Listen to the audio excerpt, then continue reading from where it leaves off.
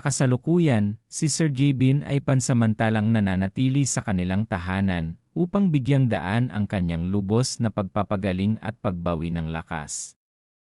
Matapos ang ilang araw ng mabigat na hamon sa kanyang kalusugan, pinili muna niyang lumayo sa mga nakapapagod na gawain upang magpahinga sa isang komportable at mapayapang kapaligiran.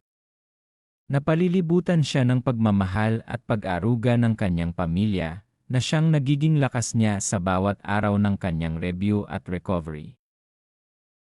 Bagamat hindi muna siya aktibo sa kanyang mga laging ginagawa, positibo ang kanyang disposisyon at unti-unti nang bumabalik ang kanyang dating sigla. Lubos ang kanyang pasasalamat sa lahat ng mga nagpahatid ng panalangin, suporta, at mabubuting wishes, at umaasa siyang makabalik sa kanyang normal na gawain sa lalong madaling panahon kapag handa na ang kanyang katawan. Sa kasalukuyan, si Sir Jabin ay pansamantalang nananatili sa kanilang tahanan upang bigyang daan ang kanyang lubos na pagpapagaling at pagbawi ng lakas. Matapos ang ilang araw ng mabigat na hamon sa kanyang kalusugan, pinili muna niyang lumayo sa mga nakapapagod na gawain upang magpahinga sa isang komportable at mapayapang kapaligiran.